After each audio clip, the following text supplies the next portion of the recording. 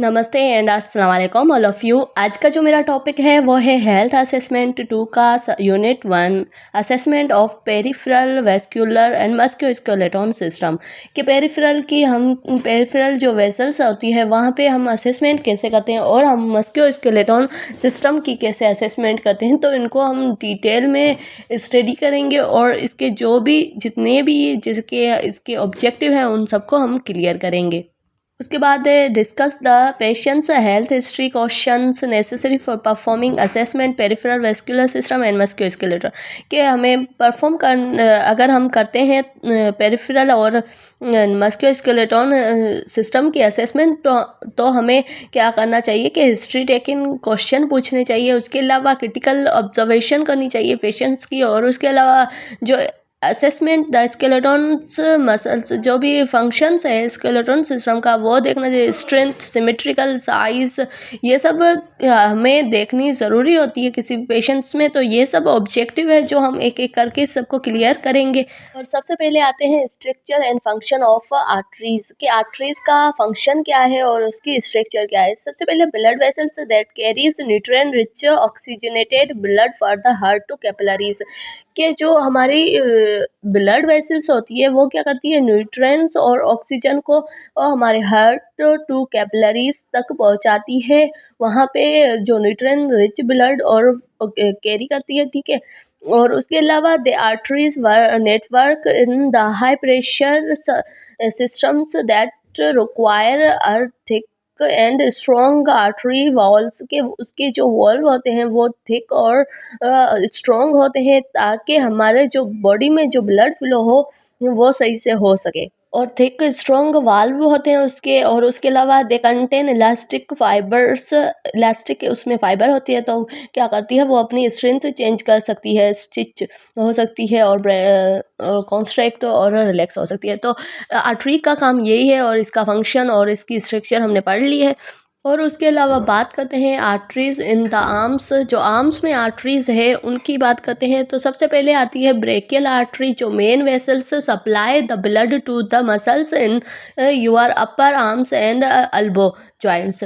जो brachial artery होती है वो क्या करती है जो हमारे अपर आर्म्स और एल्बो है वहाँ एल्बो के जॉइंट्स को ब्लड प्रोवाइड करती है या सप्लाई करती है। उसके अलावा the ulnar arteries they are long along with the radial arteries responsible for arterial and supply to the forearms and hand और forearms और hand को ये ब्लड सप्लाई करती है। Radial artery they supplies the blood to the forearms lower parts of the arms जो forearm के lower parts है उनको ब्लड प्रोवाइड करती है और हैंड को भी प्रोवाइड करती है।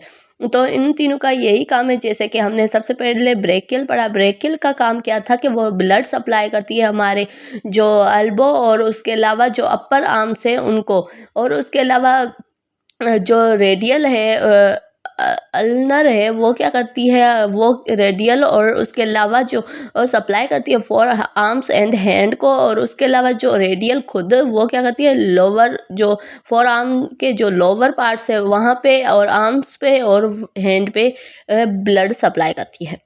उसके बाद बात करते हैं लेग्स जो आर्टरीज इन द लेग्स में जो आर्टरी है उनकी तो femoral they supply the blood of the lower bodies your tissues need and blood to get oxygen and nutrients. जो फीमोरल आर्टरी है वो क्या करती है हमारे लोअर बॉडीज के जो भी पार्ट्स होते हैं वहाँ पे ब्लड सप्लाई करती है और ऑक्सीजन और न्यूट्रिएंट्स टिश्यूज को सप्लाई करती है। उसके अलावा जो पॉप्टिकल है वो क्या करती है popliteal arteries supply the structural of the knee and lower extremities. वो ब्लड सप्लाई करती है हमारी स्ट्रक्चरल जो नी और लोअर एक्सट्रीमिटीज हैं उनको। और उसके अलावा डोर्सल या फिर पेड्स जो कैरी करती है oxygen blood to the feet वो हमारे फिट को क्या करती है ऑक्सीजन जो ऑक्सीजन रिच ब्लड होता है वो प्रोवाइड करती है। उसके अलावा पोस्टीरियर टिबिया क्या करती है provide the critically posturing and stabilizing functions to the feet during get and delivers the freshing oxygen blood।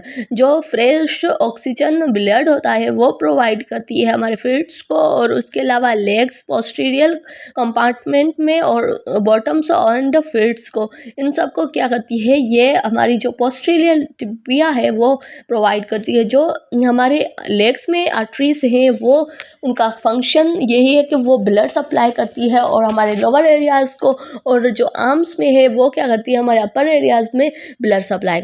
जैसे इस डायग्राम में बताया गया है डोर्सल और उसके अलावा पोस्टीरियर जो टिबिया है वो कहाँ पर है, हम कहाँ पे देखते हैं। इसके अलावा फेमोरल आर्टरी और पोप्टिकल आर्टरी हम यहाँ पे चेक करते हैं, और उसके अलावा जितनी भी जो साइड्स है वो सब थी लेग्स की, और ये है आर्म्स की, कि आर्म्स में हम कहाँ जैसे कि यहाँ पे जो ब्लैक होल बना हुआ है वो रेडियल आर्टरीज, और उसके अलावा जो हमने दो दूसरी आर्टरीज पढ़ी थी उनको ये डिफाइन करा है, ब्रेकियल और रेडियल, ये सब कि कहाँ पे लोकेटेड है। तो सबसे पहले हम बात करते हैं ब्रेकियल की, तो वो हमारी आर्म से शुरू हो रही है और जो हमारे जॉइंट है वहाँ पे ख़त्म हो रही है, वहाँ से रेडियल शुरू हो रही है और हमारे जो फिंगर्स तक यहाँ तक ख़त्म हो रही है। और उसके अलावा बात करते हैं वेन्स की, तो veins they are blood vessels, they carries deoxygenate, हमेशा वेन्स क्या करती है, कैरी करती है डीऑक्सीजनेटेड ब्लड और न्यूट्रिएंट्स एंड डिप्लेटेड, मतलब यूजलेस जो न्यूट्रिएंट्स होते हैं वो, और वेस्ट, ये सब क्या करती है, और ओवरलोडेड हो के हमारे जो they blood for the tissues and back to the heart, वो टिश्यूज से बैक करती है हार्ट तक, क्या करती है, तो वो वेन्स का काम होता है हमारा डीऑक्सीजनेटेड ब्लड और जो अनलेस न्यूट्रिएंट्स होते हैं या फिर वेस्ट होता है उसको कैरी करना। उसके बाद है the blood in the veins carries under much less pressure, बहुत ही उसका एक कम प्रेशर होता है, जैसे कि आर्टरी का प्रेशर हमने देखा था उसका प्रेशर हाई होता है, वेन्स का बहुत ही कम होता है देन द आर्टरी के मुकाबले में। और उसके अलावा Therefore the veins valve are thinner, veins के जो वॉल्व होते हैं वो बहुत ही थिनर होते हैं। जैसे आर्टरी में हमने पढ़ा था कि थिक वॉल्व होते हैं, प्रेशर भी ज़्यादा होता है, इलास्टिसिटी होती है। यहाँ पे क्या होता है कि थिन वॉल्व होते हैं, उसके अलावा ये इतने वो प्रेशर नहीं क्रिएट कर पाती, और वहाँ पे ऑक्सीजन रिच ब्लड होता है और यहाँ पे डीऑक्सीजन रिच ब्लड होता है।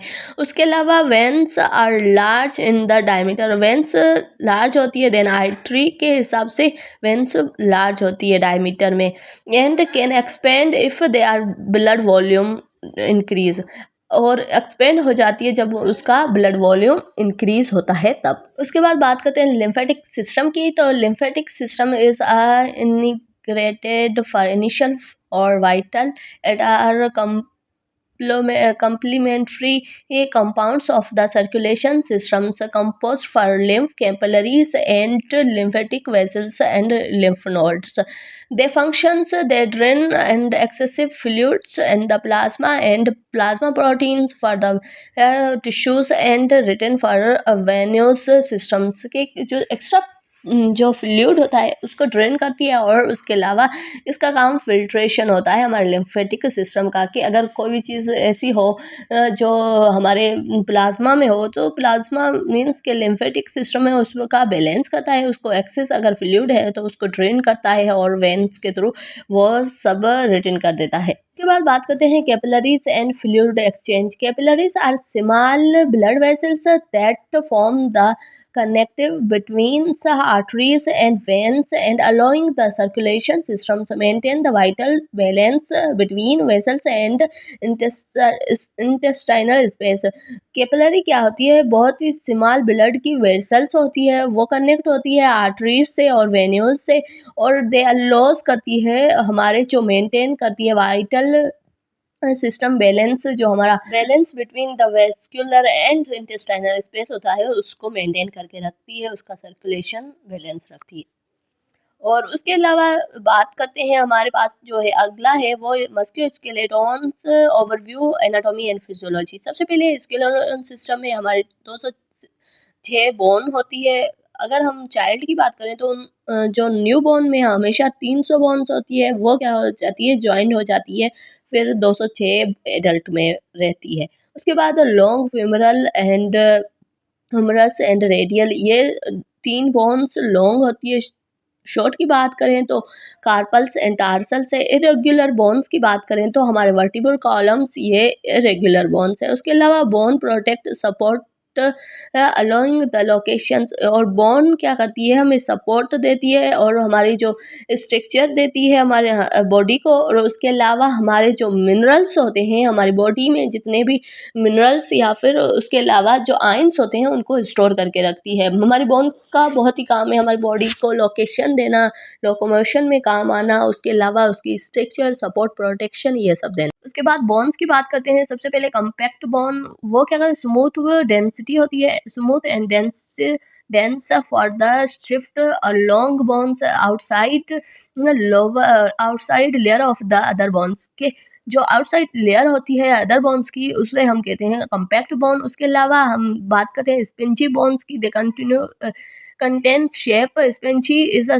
Sections and contain bone marrow, और वो क्या करती है, कंटेन करती है बोन मेरो को। जो लॉन्ग बोन्स कंटेन करती है हमारे बोन मेरो को, और वो स्पेंजी बोन्स होती है। उसके बाद बात करते हैं बोन मेरो की। The red bone marrow found in the flat bone, जो फ्लैट बोन होती है जैसे कि रिब्स एंड एलियम्स, वो बोन्स क्या करती है, हमारे बोन मेरो बनाती है। उसके अलावा जो produce the blood cells haemoglobin, और वो प्रोड्यूस करती है ब्लड सेल्स होमोग्लोबिन को। और उसके अलावा येलो बोन मेरो क्या करती है, found and shift along long bone से वो शिफ्ट होती है, मतलब वहाँ से वो निकलती है जहाँ। और उसके अलावा contain fat and connective tissue, वो कंटेन करती है फैट को और कनेक्टिव टिश्यूज को।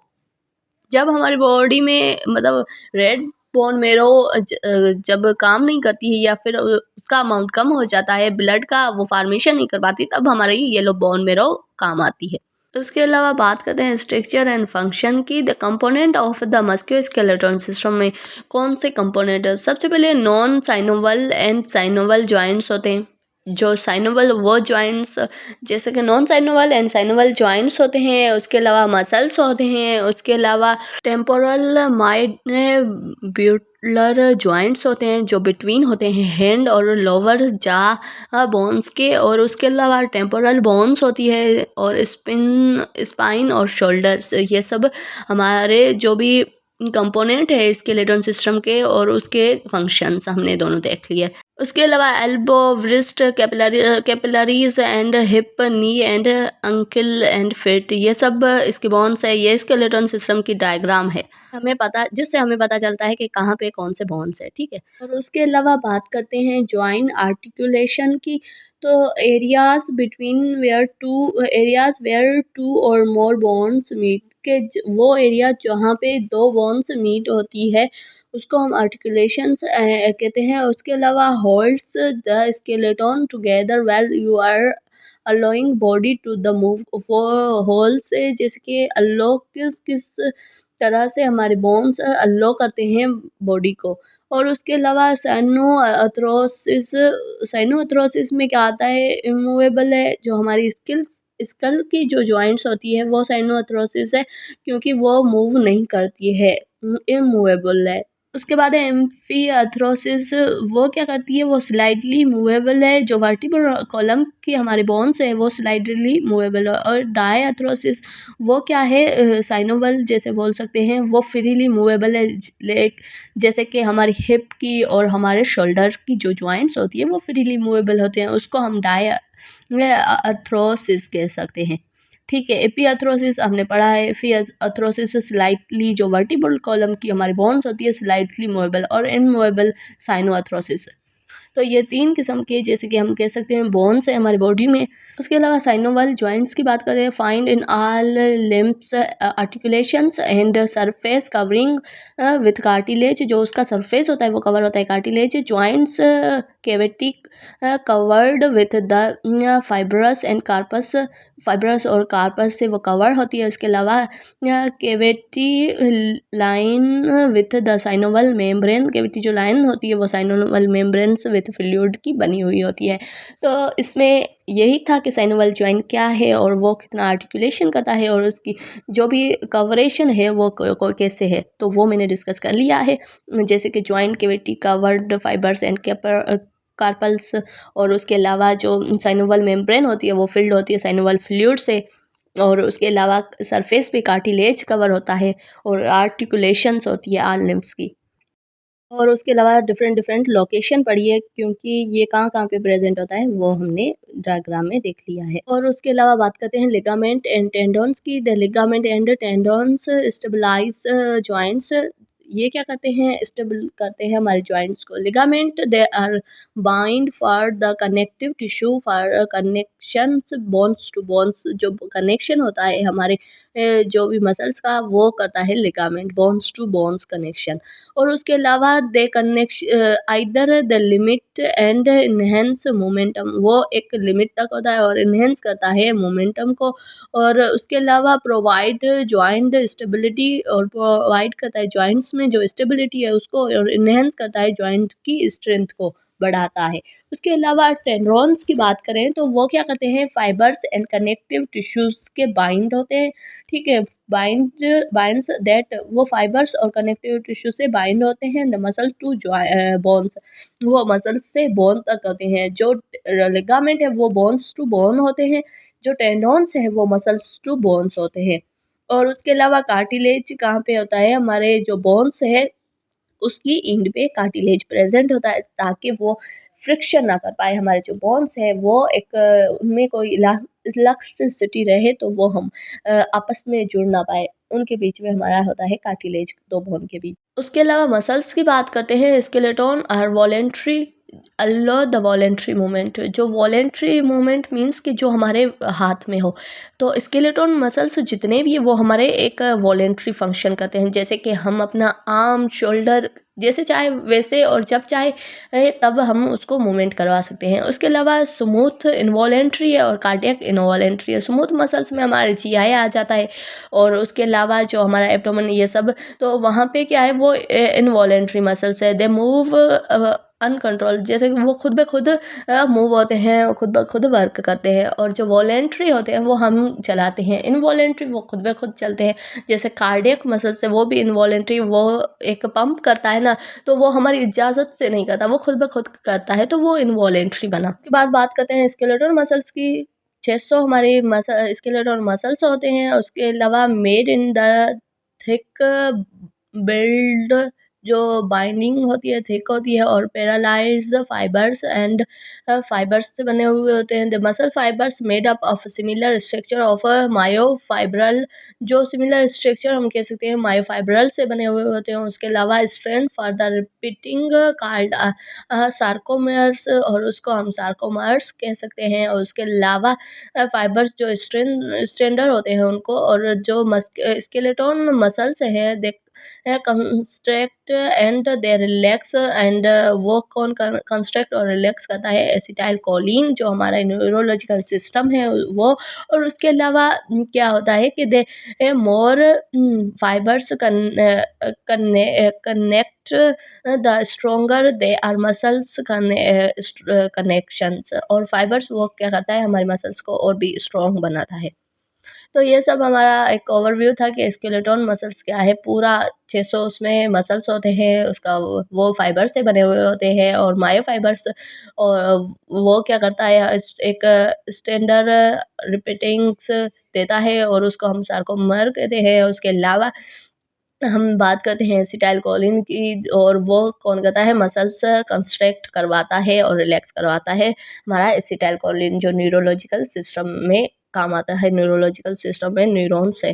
और बात करते हैं musculoskeletal system muscles the control by nerve system. वो नर्व सिस्टम और फैसिला सराउंडेड द मसल्स। फैसिला जो सराउंडेड होती है मसल्स को, जो डिवाइड मसल्स वो डिवाइड करती है मसल्स को, and main blood vessels and nerve. और वहाँ से क्या होती है? मेन ब्लड वेसल्स और नर्व ट्रांसफ़र होती है। उसके अलावा ब्रेशियाज़ ब्रेशियाज़ क्रेशन एंड मूवमेंट पार्ट्स, वो एक मूवमेंट पार्ट होता है। उसके अलावा muscle tone ability to resist force, वो जो मसल टोन उसको कहते हैं, जिसकी एबिलिटी टू रेज़िस्ट करने की जो भी होती है फ़ोर्स, उसको कम करने की एबिलिटी, वो मसल्स टोन। उसके अलावा 0.5 होती है, और एट्रोफी डिक्रीज़ मसल्स की साइज़, वो सब atrophy decrease size of muscles, ये सब हम एक-एक करके इसको डिस्कस किया है। और नेक्स्ट में जो है अगली स्लाइड, उसके अलावा स्केलेटल मसल्स मोमेंटम हम देख सकते हैं। तो ये आर्म्स की, शोल्डर्स की, फीट की, और हमारे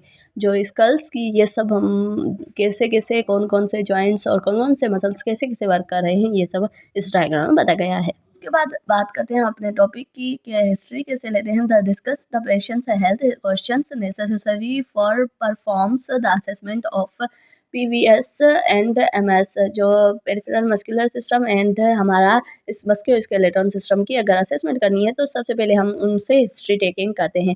assessment the peripheral vascular system and musculoskeleton systems is a important part of the comprehensive physical assessment में बहुत ही एक मेन पार्ट होता है। अगर हम मस्कुलोस्केलेटन या फिर पेरिफेरल जो वेस्कुलर सिस्टम की ले रहे हैं, तो हमें फिजिकली एक्सप्लेनेशन करना पड़ेगा बॉडी पार्ट को। और दे followings are same for the patient's health history and question are necessary perform the accurate assessment।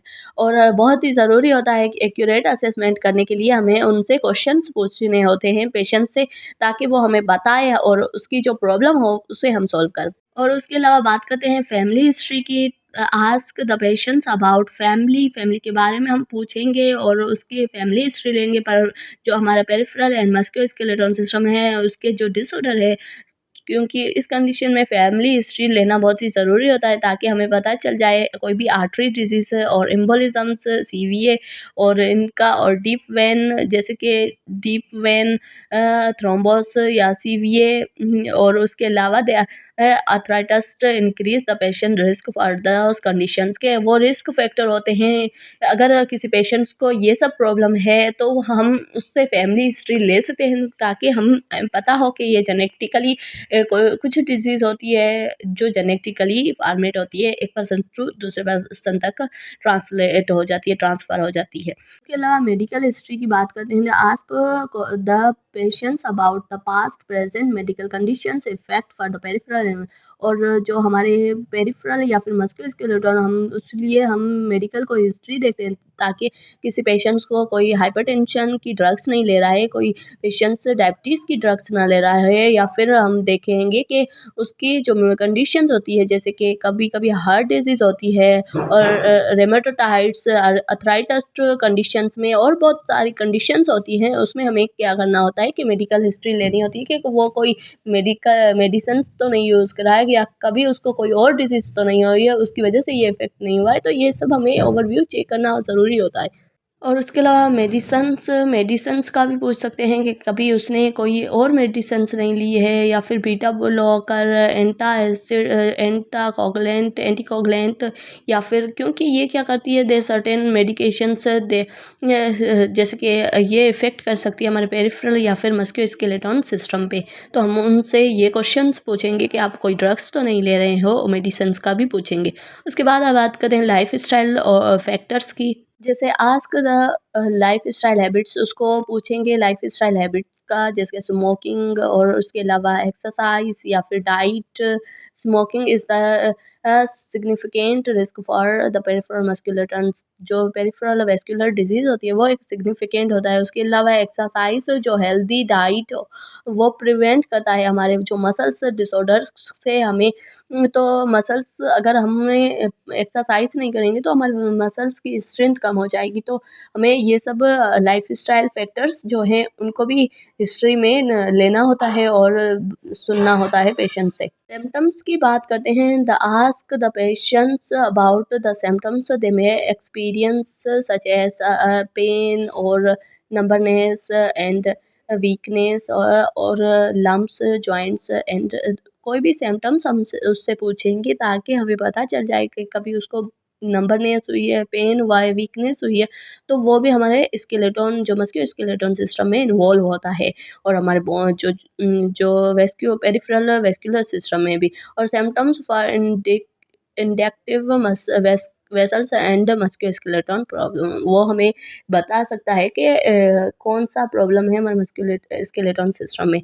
तो हमें सिम्टम्स का भी पता होना चाहिए पेशेंट से, वो भी हम डिस्कस करते हैं। सर्जिकल हिस्ट्री में हम देखते हैं कि कभी पेशेंट्स को कोई मसल्स की या फिर जॉइंट्स की कोई सर्जरी हुई है, उसका कोई बोन ट्रांसप्लांट हुआ है, तो हम उनको देखते हैं ताकि हमें एक सर्जिकल भी कंडीशंस पता चल जाए पेशेंट्स की कि को पार्ट्स में कोई ऐसी सर्जरी जो इफ़ेक्ट करे हमारे मस्कुलोस्केलेटन सिस्टम की, क्योंकि हम बेटर अंडरस्टैंड कर सकते हैं हमारे जो भी प्रॉब्लम है उसको, इसलिए सर्जिकल हिस्ट्री लेना बहुत ही ज़रूरी होता है। उसके अलावा critically observations to the assessment of PVS, जो पेरिफेरल वेस्कुलर सिस्टम की हम असेसमेंट करते हैं, तो examinations is covering science of the pathology की कोई साइंस तो है, पैथोलॉजी के कोई साइंस है वो देखते हैं। उसके अलावा पेरिफेरल सिस्टम को पूरा हम चेक करते हैं और वहाँ की वेसल्स को देखते हैं। Perform the part of physical examinations when the patient present leg pain and suggestive of the cardiovascular pathology. अगर उसको कोई लेग में पेन्स है या फिर कार्डियोवेस्कुलर कोई भी डिजीज़ है तो उसको भी हम देखते हैं, क्योंकि हम यहाँ क्रिटिकली ऑब्जर्वेशन करते हैं हमारे जो पेरिफेरल जो वेस्कुलर सिस्टम है उसको। जैसे कि कुछ एक्सप्लेनेशंस इंक्लूडिंग सिवरल पार्ट्स, सबसे पहले जो भी पेरिफेरल के पार्ट्स होते हैं उनको एक्सप्लेनेशन करेंगे, जैसे कि इंस्पेक्शन करेंगे, उनको विजुअली देखेंगे या फिर पल्पेट करेंगे और अल्कटेट करेंगे ताकि हमें पता चले वहाँ की जो आर्टरीज़ है उनमें कितना प्रेशर है। और उसके अलावा हम उनको क्या करेंगे, स्पेशली द नंबरनेस और नंबरलेस होते हैं उनको भी चेक करते हैं। इंस्पेक्शन की बात करते हैं तो inspection is a critical look for science, जो ट्रॉमा का साइंस देखेंगे कि एक वहाँ पे कोई ट्रॉमा इंजरी नहीं है हमारे पेरिफेरल जो भी वेसल्स है वहाँ पे, और प्रीवियस से कोई सर्जरी तो नहीं हुई है, तो हम क्या करेंगे विजुअली उसको देखेंगे। मसल वेस्टिंग्स एंड असिमेट्रीज, और मसल्स में वेस्टिंग और असिमेट्री देखेंगे। उसके अलावा एडिमा या स्वेलिंग देखेंगे, रिथमिया या फिर रेडनेस, वो सब हम क्या करेंगे इंस्पेक्शन के थ्रू हम विजुअली देखेंगे कि पेरिफेरल एरियाज है वहाँ पे कोई इफेक्ट तो नहीं है, हम वो विजुअली इंस्पेक्ट करेंगे। तो उसके अलावा हम क्या कहते हैं कि अल्सर्स देखेंगे, आर्टरीज अल्सर्स, और उसके अलावा bordered size of the field, उसकी साइज कितनी है, और उसके अलावा जो भी उसका जो न्यूरोपैथी है अल्सर्स की, और कहाँ कहाँ पे अल्सर्स है। और उसके अलावा hair absence for peripheral vascular disease वो देखते हैं। और उसके अलावा शाइनी स्किन,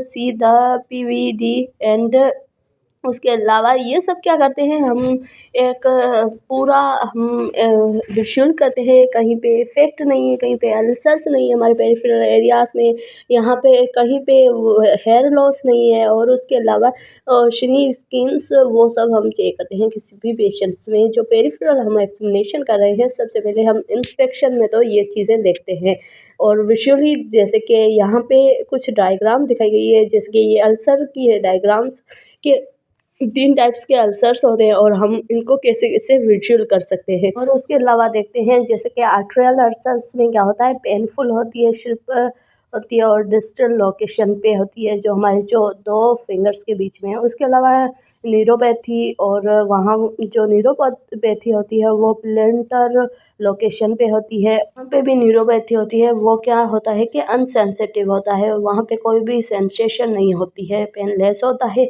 उसके अलावा जो वेन्यूस अल्सर्स है वो क्या होती है, मोलराइजेशन लोकेशन पे इरिटेटिंग होती है, और अनसेंसेशंस और पेनफुल भी होती है।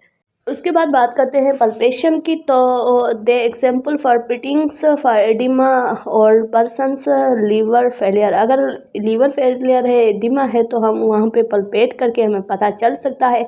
Temperature, cold, suggestions, poor circulations should be compared.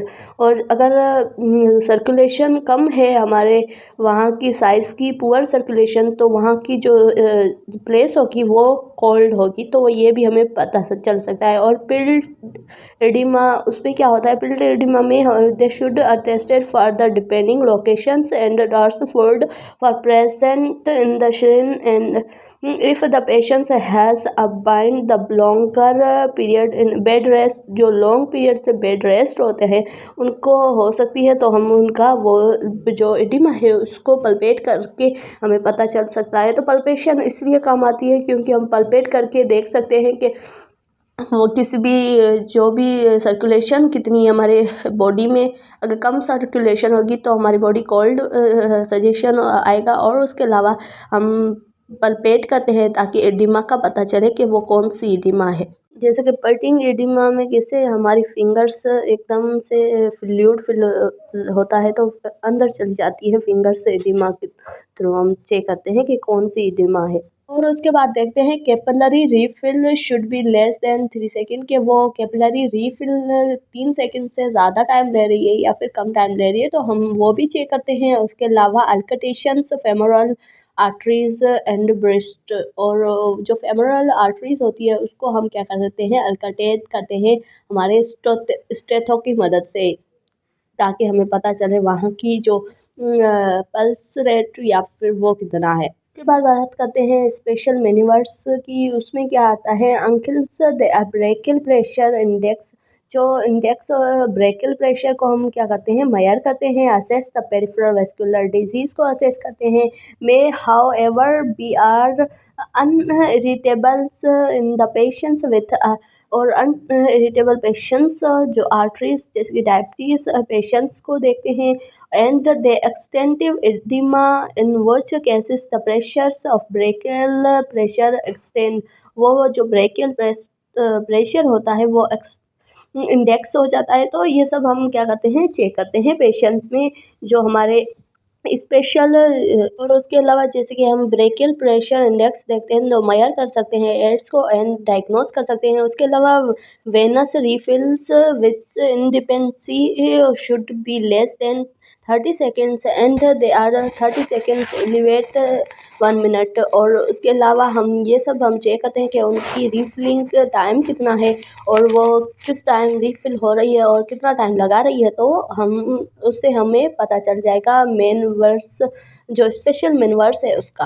उसके बाद बात करते हैं ब्रीदिंग टेस्ट, जो असेसमेंट ऑफ आर्टेरियल इनसफिशिएंसी के सफिशिएंसी आर्टरी की कितनी है, ठीक है। With the patient spine spine position में पेशेंट को बिठाएंगे, उसके सुलाएंगे। उसके अलावा note the colour of the feet soles, जो फिट है उनके कलर्स देखेंगे। उसके अलावा they should be pink and elevate the both legs, और दोनों जो लेग्स होंगे उनको एलिवेट करेंगे ऊपर की तरफ, और उसके अलावा 45 डिग्री एलिवेट करेंगे एंड मोर देन 1 मिनट तक वहाँ तक हम रखेंगे। और उसके बाद दे अब्सॉर्ब द सोल और हम देखेंगे और एब्सॉर्ब करेंगे वहाँ के सोल को। और उसके अलावा they making and pillars for ischaemic should be suspected, और ससेप्टेड तो हम क्या करेंगे, वहाँ देखेंगे कि वहाँ जो इस्केमिक तो नहीं हो रहा है, ऑक्सीजन की कमी तो नहीं हो रही है वहाँ के जो लेग्स हैं वहाँ पे।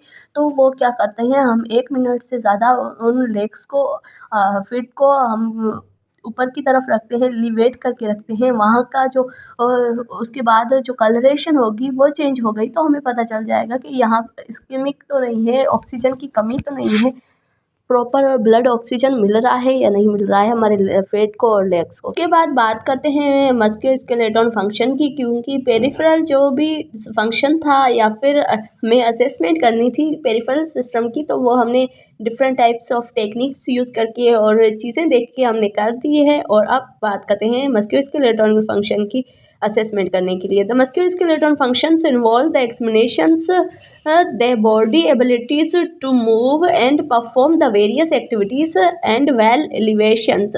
और उसके अलावा हम कुछ ऐसी एक्टिविटीज़ करवाएंगे हमारे बॉडी फंक्शंस के, ताकि हमें उसकी एबिलिटी पता चले और स्ट्रेंथ एंड सिमेट्री साइज ये सब हम और उसकी रेंज, मोशंस, कैरेक्टर्स, जितने भी हमारे मस्कुलोस्केलेटन के जितने भी फंक्शंस हैं उनको देखने के लिए हम क्या करते हैं, उसको एक वर्कलोड करवाते हैं, उसकी एक्टिविटीज़ करवाते हैं। और उसके अलावा आता है muscle strength. The strength of the each muscles groups can be assess by the ask the patients with perform various momentum and against resistance.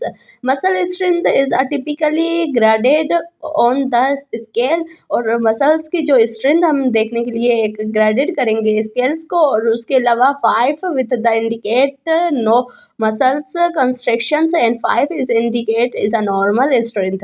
तो उससे हमें पता चल जाएगा कि मसल्स की स्ट्रेंथ कितनी है और या तो मसल्स की इंडिकेशंस कितनी है, वो सब हमें पता चल जाएगा। उसके अलावा symmetrical the muscles functions appropriate for the assessment by the comparing on the size of the body and others. और हम क्या करेंगे कि बॉडी के साइज के हिसाब से उसको कंपेयर करेंगे और चेक करेंगे कि दोनों साइड सिमेट्रिकल है, जैसी है या नहीं है, वो सब।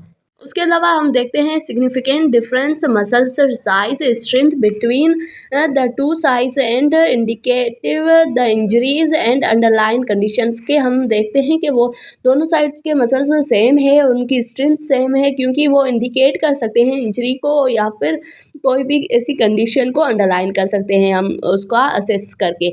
उसके अलावा मसल साइज एंड काउंटर्स, तो muscles size and they are assess for visually inspect and palpate for the change muscle size and shape may be indicate of atrophy, hypertrophy and other underlying conditions। हम क्या करेंगे, उसको inspect करेंगे और palpate करके हमें पता चल जाएगा कि इसमें कौन सी, जैसे कि कभी कभी क्या होता है मसल्स की एट्रोफी हो जाती है मोमेंटम ना होने की वजह से, और कभी कभी हाइपरट्रोफी हो जाती है कोई भी एबनॉर्मलिटी, जैसे कि किडनी या फिर कोई भी एबनॉर्मलिटी होने की वजह से हाइपरट्रोफी हो जाती है। तो वो हम चेक करते हैं पेशेंट्स की, ताकि हमें पता चल जाए कि कोई ऐसी कंडीशन तो नहीं है। इसके अलावा चेक करते हैं रेंज ऑफ मोशन कितनी है मसल्स की, जैसे कि हमारे शोल्डर की मसल्स है उनकी में वो सर्कुलर क्या करते हैं मोशन कर सकते हैं। उसके अलावा कितनी उनकी रेंज ऑफ मोशन है, नॉर्मली कितना है और एबनॉर्मली उनमें कौन सा इफेक्ट आया है, या फिर जैसे कि हम देखें refers to the extend for the momentum through the normal range, कि नॉर्मल रेंज तक वो मूवमेंट कर पा रहे हैं उनकी जॉइंट्स या फिर उन मसल्स में कोई इफेक्ट तो नहीं है, वो सब हम चेक करते हैं मोशनल जो रेंज ऑफ मोशंस में। तो ये डायग्राम है, ये डिस्क्राइब करती है कि कैसे कैसे हम रेंज ऑफ मोशंस देखते हैं, किस बॉन्ड की या किस मसल्स की कितनी रेंज ऑफ मोशंस है। उसके बाद अदर करेक्टरिस्टिक्स में देखते हैं। Other characteristics elevate may be include muscles tones in और indications for coordinations, reflex, muscles की टोन्स देखेंगे, कोऑर्डिनेशन देखेंगे और रिफ्लेक्शन देखेंगे कितनी है। These are can provide additional information, वो क्या करती है हमें एडिशनल इन्फॉर्मेशन देती है पेशेंट्स की ओवरऑल मस्कुलोस्केलेटन फंक्शन का। ठीक है, उसके अलावा ओवरऑल कॉम्प्रिहेंसिव मस्कुलोस्केलेटन असेसमेंट, एक अच्छे तरीके से कॉम्प्रिहेंसिव मस्कुलोस्केलेटन असेसमेंट करेंगे, involve combinations, observations, palpations and functions, the testings, elevations, muscle strength and symmetry size. हम क्या करेंगे कि ओवरऑल उसकी जो मस्कुलोस्केलेटन सिस्टम है उसकी असेसमेंट करेंगे। कॉम्बिनेशंस में क्या करेंगे, पल्पेशन करेंगे और उसके अलावा जो भी उसकी एबनॉर्मलिटी है उनको फाइंड करेंगे। उसके बाद है counters for counter range of motions characteristic in other informations, this are informations wide range for musculoskeleton conditions. वो क्या करती है हमें बहुत काम आती है, जो हम काउंटर करते हैं हमारी जो रेंज ऑफ मोशंस को, तो वो हमारे पूरे स्केलेटन सिस्टम को डायग्नोस करने में हमें मदद आती है। और उसके बाद है डॉक्यूमेंटिंग फाइंडिंग्स, मतलब कि जितनी भी हमने जो peripheral vascular system consist of blood vessels outside and heart, brain and arteries, when, capillaries and common conditions effect in peripheral vascular system, जितनी भी हमने जो भी पेरिफेरल सिस्टम पे इफेक्ट करती है जैसे कि brain, arteries, when and capillaries, इनका जो भी कंडीशंस होती है या फिर डिजीज इफेक्ट है, उन सबको हम फाइंड करके हम क्या करेंगे, डॉक्यूमेंटेट करेंगे। फिर करेंगे जो पेरिफेरल आर्टरी डिजीज़ है उनको they are conditions which narrowed for arteries, reduced blood flow, lumps, and typically the legs and symptoms including pain, crampings, fatigue। और अगर उसकी हम देखते हैं कि पेरिफेरल आर्टरी कोई डिजीज़ है हमारे वहाँ पेरिफेरल में जो भी आर्टरीज कुछ सिम्टम्स दिखाई दे रहे हैं जैसे पेन, फटिंग, ये सब, तो उन सबको भी हम क्या करेंगे, डॉक्यूमेंटेट करेंगे या फिर डॉक्यूमेंटेड फाइंडिंग करेंगे। उसके अलावा physical activities show healings source and fit and legs source, ये सब क्या करेंगे, हम देखेंगे और हम वहाँ से फाइंडिंग करेंगे, डॉक्यूमेंटेट करेंगे उन चीज़ों को। और उसके बाद बात करते हैं डीप वेन थ्रोम्बोसिस की। तो deep vein thrombosis is usually for legs and symptoms including swelling, pain and wound. जो स्वेलिंग हो जाती है, पेन हो जाता है, वाउंड, वहाँ की जो स्किन होती है वो बहुत गर्म हो जाती है। और effect in legs for compacted by the shortness of breathing and chest pain and जो क्लॉट होता है वो ट्रेवल करता है हमारे लंग्स में।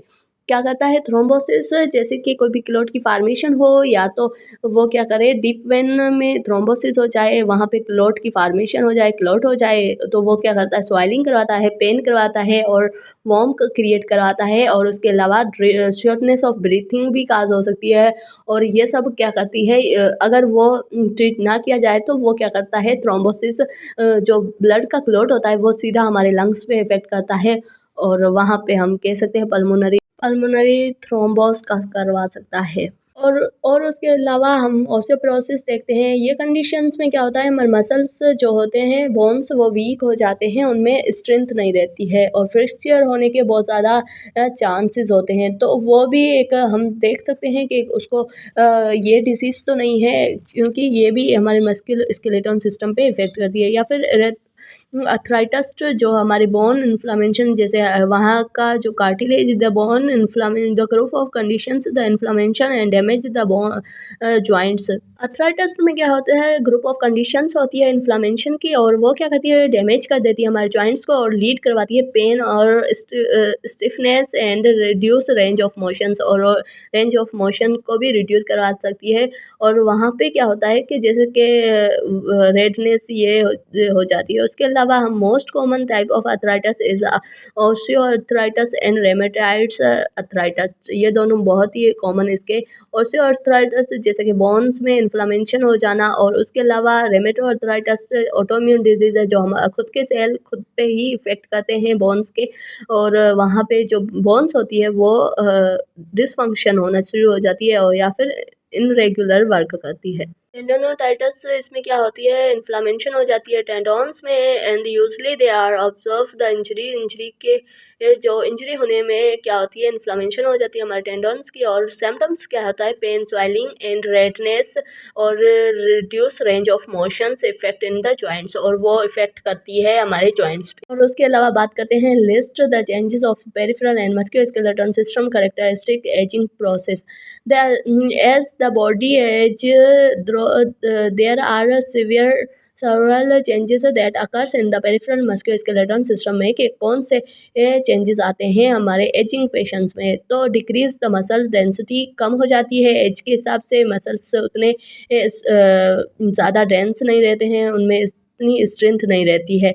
और उसके अलावा जॉइंट स्टिफनेस भी हो जाती है, जैसे कि we are the older our the joints come stiffers for the, वो क्या करते हैं, उनके जो कार्टिलेज बीच में होता है दो जॉइंट्स के, जो उनको फिक्सिबल बनाता है, वो क्या होता है एक एजिंग पेशेंट्स में वो कम हो जाता है, तो जॉइंट स्टिफनेस होती है उठने में, और वहाँ पे उठने और बैठने में पेन होता है, सही से वो काम नहीं कर पाता है, जॉइंट्स स्टिफनेस हो जाती है और आवाज़ आना शुरू हो जाती है।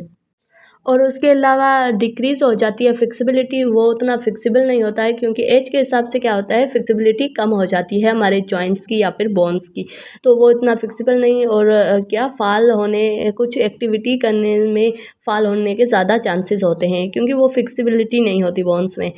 और उसके अलावा डिक्रीज़ बैलेंस, और कम हो जाता है बैलेंस, जैसे कि हम यंग होते हैं उनमें एक होता है बैलेंस, हम अच्छे से कर पाते हैं, बट वहाँ पे क्या होता है, डिक्रीज़ हो जाता होता है बैलेंस, तो उसके हिसाब से ज़्यादा रिस्क होते हैं किसी भी इंजरी के या फॉल्स के। उसके अलावा रिस्क ऑफ और ज़्यादा रिस्क हो जाते हैं ऑस्टियोआर्थराइटिस के, जो इन्फ्लेमेशन हो जाती है हमारे बोन्स में उसके, क्योंकि एजिंग पेशेंट्स में ये कंडीशंस एज के हिसाब से बोन की डेंसिटी कम होना और कुछ कंडीशंस डिजीज़ क्रिएट हो जाती है, क्योंकि उनमें वो इम्यून सिस्टम हमारा पूरा वीक हो जाता है और बोन्स और स्केलेटन सिस्टम है वो भी वीक हो जाता है और स्टेबल नहीं रहता है, डिक्रीज़ हो जाती है फ्लेक्सिबिलिटी, बैलेंस और इफ़ेक्ट करता है वो हमारे ओवरऑल जो एजिंग पेशेंट्स होते हैं उन पे इफ़ेक्ट करता है, क्योंकि एजिंग में ये कॉमनली डिज़ीज़ जल्दी से इफ़ेक्ट कर देती है। क्यों काज़ होती है? क्योंकि poor nutrition, immune system weak होता है, पुअर न्यूट्रिशन होती है, फिज़िकल एक्टिविटी होती नहीं है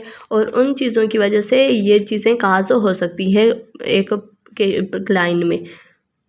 और हमने भी देखा होगा जो एल्डर पेशेंट्स होते हैं उनमें ये चीज़ें बहुत कॉमन हमें दिखाई देती है। कहते हैं कि इंजरी या फिर फॉल्स होने के ज़्यादा चांसेस होते हैं जो पुअर होते हैं, जो ओल्डर पेशेंट्स होते हैं उनमें, क्योंकि उनकी जो न्यूट्रिएंट्स होती हैं वो पूरी नहीं होती है, प्रोटीन डाइट पूरी नहीं होती है। उसके अलावा उनको और डिजीज़ कंडीशंस भी हो सकती हैं, उसकी वजह से ये सब हमें एक एक्स्ट्रा दिखाई देता है। हम अगर असेसमेंट करते हैं तो पुअर पेशेंट्स में ये चीज़ें हमें दिखाई देती हैं, तो उस हिसाब से हम पुअर पेशेंट्स की मस्कुलोस्केलेटल असेसमेंट करते हैं। और उसके अलावा देखते हैं the cartilage joints leads to pain. अगर कार्टिलेज नहीं होगा, डिक्रीज़ होगा, तो पेन भी होगा और रेंज ऑफ मोशन भी कम हो जाएगी। सो स्लोवर्स रिफ्लेक्शंस, बहुत ही कम रिफ्लेक्शन होगा। कि भी जो एजिंग पेशेंट्स होते हैं वो जल्दी से रिफ्लेक्स नहीं कर पाते हैं। उसके बाद डिक्रीज़ कोऑर्डिनेशन भी कम हो जाती है। वो क्या करते हैं, उनकी जो जैसे हमने कभी ऐसे कोई चीज़ें होती हैं जो उन्हें फ़ील भी नहीं होती है, क्योंकि उनकी कोऑर्डिनेशन कम हो जाती है। कोई ज़ख्म हो रहा है, दर्द हो रहा है, तो उनको इतना ज़्यादा फ़ील नहीं होता है, क्योंकि कोऑर्डिनेशन कम होने की वजह से। और उसके अलावा देखते हैं मसल एंड जॉइंट पेन्स। जो एजिंग पेशेंट्स होते हैं उनके मसल्स और जॉइंट्स में बहुत ज़्यादा पेन होता है, रिजल्टिंग इन्फ्लेमेशन, इंजरीज और टेयर वेयर्स। ये सब होने की वजह से क्या होता है, बहुत ज़्यादा पेन और इन्फ्लेमेशन की वजह से पेन और मसल्स इन जॉइंट्स में। और important they are noted for, और ये सब हम क्या करते हैं, नोट करते हैं अगर हम किसी भी एजिंग पेशेंट्स की असेसमेंट कर रहे हैं तो। or important for the changes in the peripheral and musculoskeletal. Normally, the parts of aging process and they are managed for through the regular exercise and healthy diet. हम उसको बताएंगे आपको regular exercise करनी है, हेल्दी डाइट, और उसके अलावा उसको चॉइस कराएंगे कि वो कौन सी एक्सरसाइज करना पसंद करता है। तो वो क्या करेगा, हमारी बातों से खुश हो जाएगा और हमें अपनी असेसमेंट सही से करने देगा, और हम उससे जितनी भी डिटेल चाहते हैं वो हम ले सकते हैं उसकी हेल्थ हिस्ट्री लेने की वजह से। तो एडल्ट में और जो एजिंग में होते हैं ना, उनमें इतना ही डिफरेंट होता है, क्योंकि उनकी बहुत सारी चीज़ें इफ़ेक्टेड होती हैं, तो उनकी असेसमेंट करना एक मुश्किल होता है थोड़ा। बाकी अगर नॉर्मली है तो उनकी हम असेसमेंट कर सकते हैं। ये था हमारा पूरा एक लेक्चर, जिसमें हमने पूरी जो पेरिफेरल एंड मस्कुलोस्केलेटल असेसमेंट की है किसी पेशेंट्स की, उसकी पूरी डिटेल हमने पढ़ी है कि हम कैसे असेस कर सकते हैं, किन चीज़ों को देखते हैं। So thank you so much for watching. Please share, subscribe and comment and then follow me, because I need to support you.